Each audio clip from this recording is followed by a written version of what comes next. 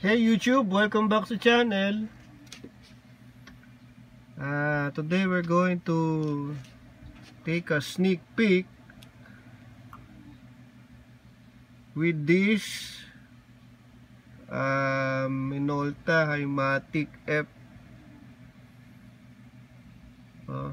So cosmetics muna.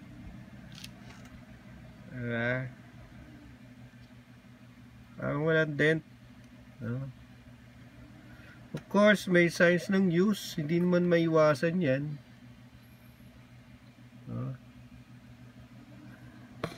Viewfinder. Medyo may haze ng konti yung viewfinder.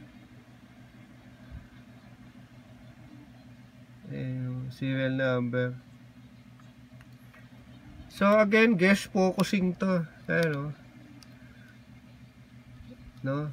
Huhulaan mo yung distance ng subject, yung ibig sabihin nun. Tapos, hindi ako familiar nito sa mga ganito guide number. Hindi ako familiar dito. Sa flash yata yan Ito. Hindi ko na yan matitest. So, what else? Itong battery check. By the way, may battery na siya, loaded na.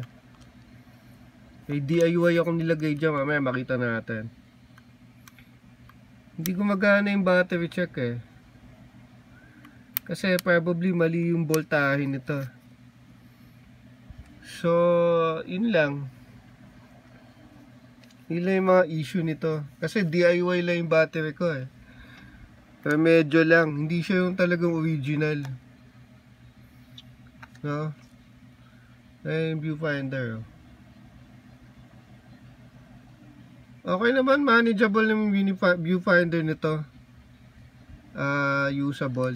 Hindi lang ako sigurado dun sa patch kung okay pa. So, since may battery na, hindi rin gumagana yung battery check, dapat bubukas yung diaphragm. Bumubukas naman. Hindi lang tayo sigurado kung accurate yun.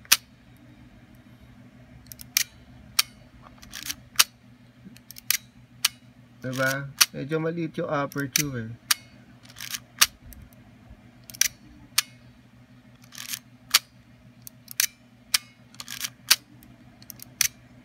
Pag pinatay ko yung ilaw,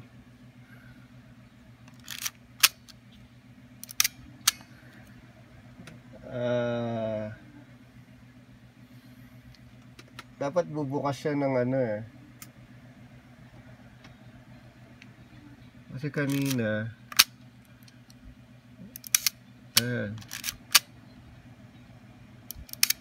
medyo malaki yung bukas niya, di ba? Kanina maliit pag ganyan maliwanag, maliit yung bukas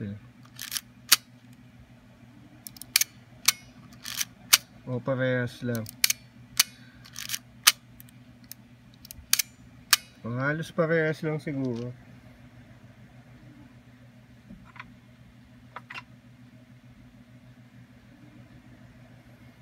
So anyway, yun na siya.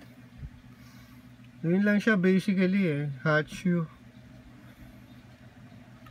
Tapos ito yung battery. Ito pala, ito sa loob muna. Napansin ko lang kasi di binuksan mo, di ba? Binuksan mo siya. In-advance mo. Ayan, bumubukas nag-adjust yung shutter speed niya.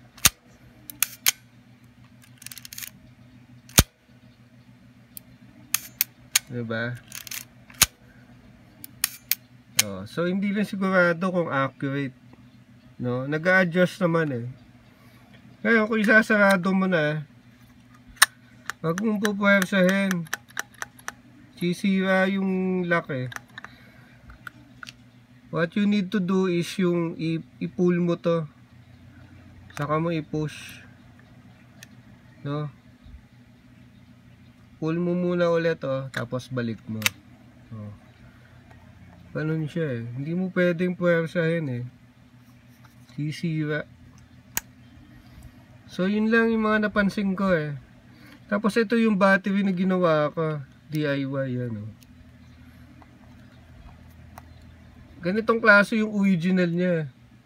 Mercury pa yata ito nun eh. No? So ngayon ground na lang yun. Parang lumalabas ground na lang siya. Ilagyan ko ng dalawang 1.5 LR44, so 3 volts. Hindi ako sigurado kung 6 volts yung kailangan nito eh. No? So sa ngayon 3 volts. 3 volts lang yung nakalagay. 1.5, 1.5, dalawang LR44. So ganun lang siya.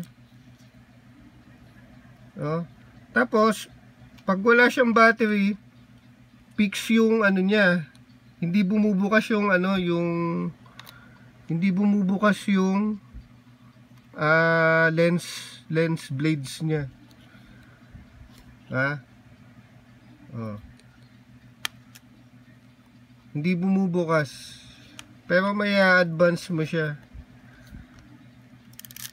Ano, i-advance mo.